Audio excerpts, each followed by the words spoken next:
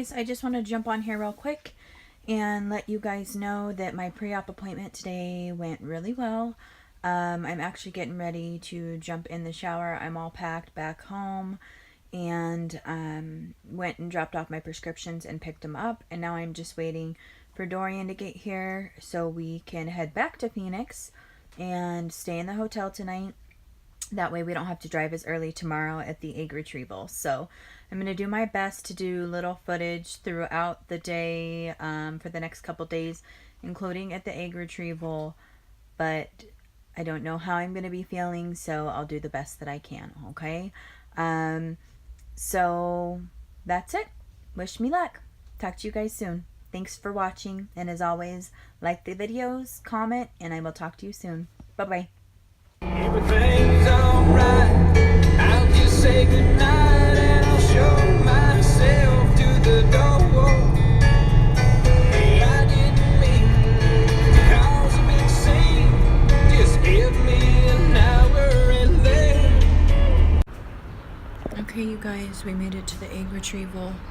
I'm having a rough time. I have 20 plus eggs right now. And the ovulation pains were supposed to start last night, and they're actually starting right now. I can't eat or drink anything or take anything because of the anesthesia. So I will check back in. My check-in time was 9. I got here a little bit early. So talk to you guys soon. Wish me luck. Hi, babe. Say hi. Say hi.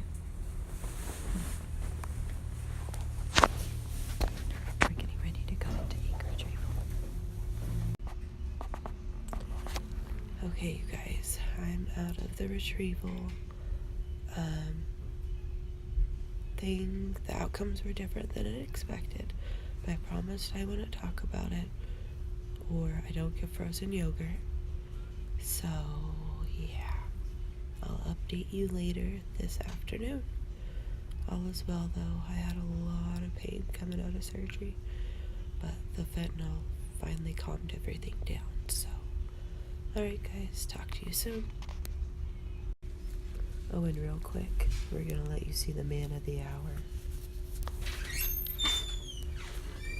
He was telling me about his great specimen experience. Made me laugh. Alright folks, we'll be back. Okay, you guys, I just got out of recovery. I am sitting in the truck waiting for Dorian to go get my prescription. Because of all the pain that I'm having, they are going to write me a different prescription than the one that they gave me. So, long story short, they didn't get as many eggs as I had follicles. So, I'll know more tomorrow after I talk to the embryologist. But I guess my egg retrieval was really rough. So as soon as they put me under, I started throwing up.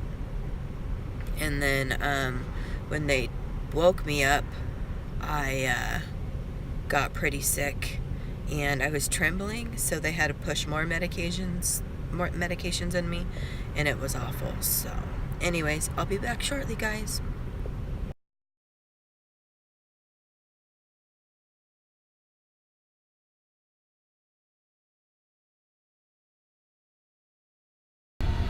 Okay guys, this is going to be the third video of my little series I am doing about the last week and a half. This is going to be the egg retrieval. The day before, the day of the egg retrieval, as well as the morning. There was so much that happened with the egg retrieval and leading on. I kind of had to pull myself together to even talk about it. So I will start with the videos and little clips and the pictures my husband took, and then we'll update you after. So I will be right back after these clips. Hi guys, I'm sorry, my dog is in my face. But as I was explaining on my last video, things didn't go as expected. As soon as they put me under, I started to throw up, and what should have only taken like 15-20 minutes, I was actually back in my egg retrieval for about an hour.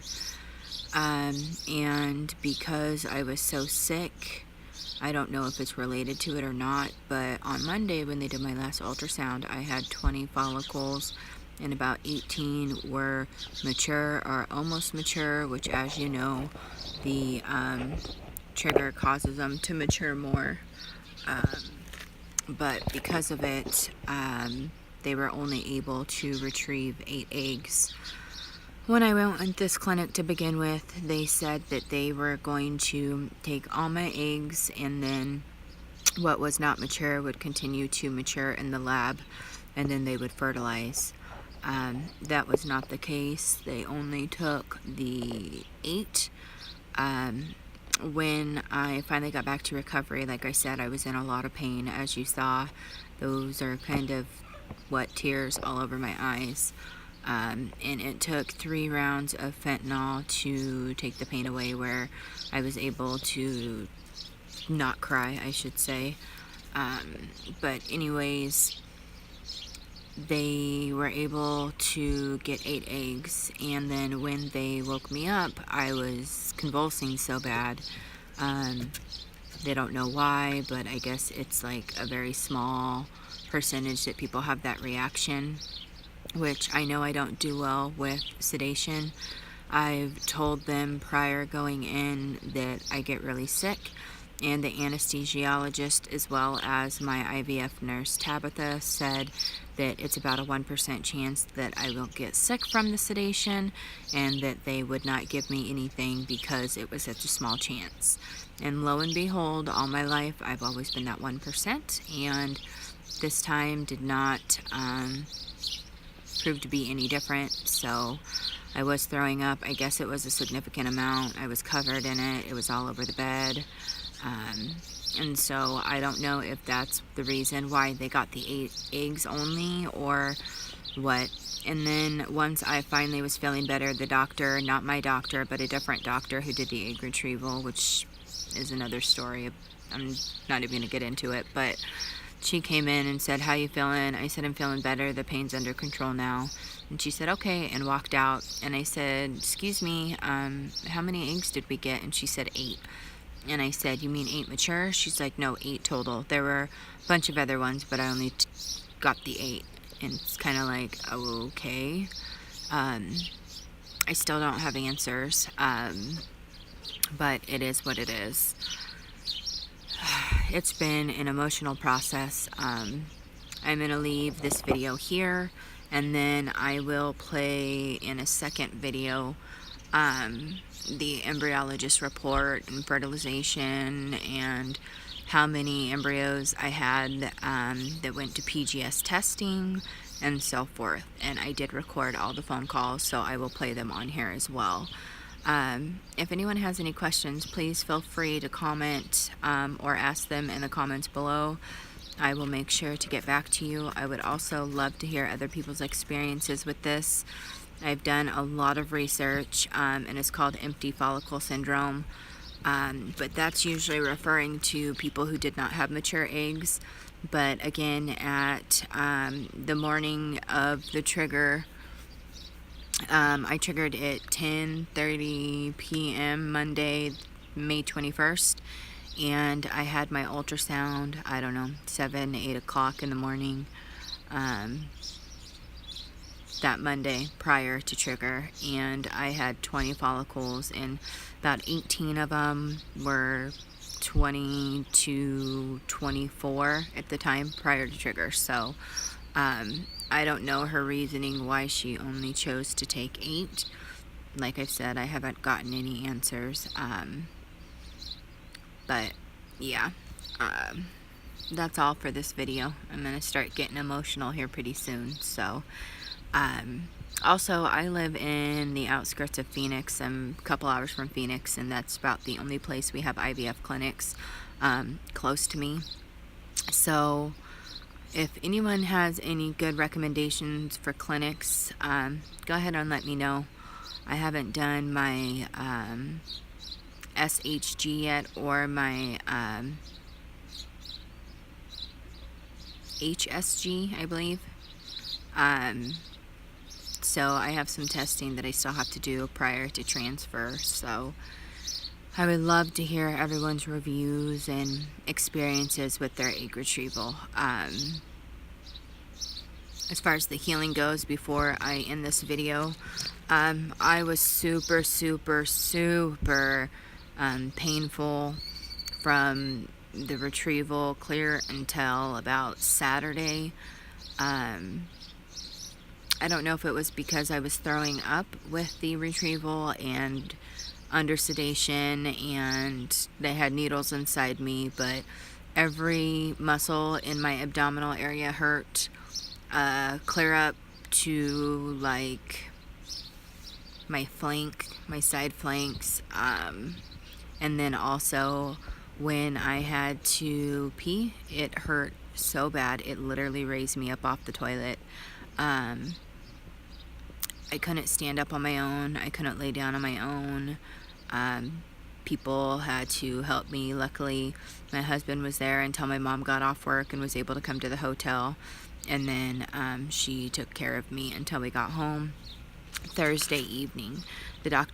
My doctor, not the doctor who did the egg retrieval, didn't want me leaving because there's a huge change in elevation. Our elevation where I live is about 5,000 feet. And the Phoenix is at sea level, so just in case there were any complications, and also because of the elevation, he did not want me leaving the valley, so I stayed in a hotel not too far from the clinic. Phoenix is really hard to gauge. It's kind of ghetto in some areas, so I stayed in it.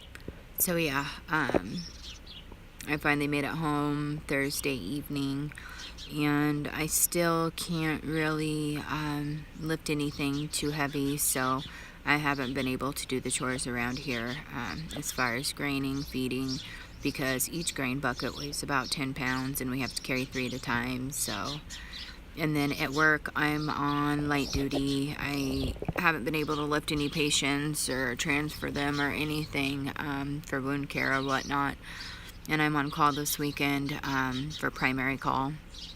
So if a patient passes and they're at their home, I won't be able to do postmortem care on them, and if they fall, I won't be able to go help them. I'll have to get someone else to go. The only way I'll be able to help them if they pass is if they're in a facility where I can have someone there help me. So anyways, I will end this video here for now, and I will do again the embryo report and all that good stuff in my next video. Okay, thanks for watching, guys. As always, please comment below and ask any questions below that you'd like. Also, don't forget to like my videos and subscribe. You will be seeing much more of me. All right, have a good one, you guys. Thanks for watching. Bye bye.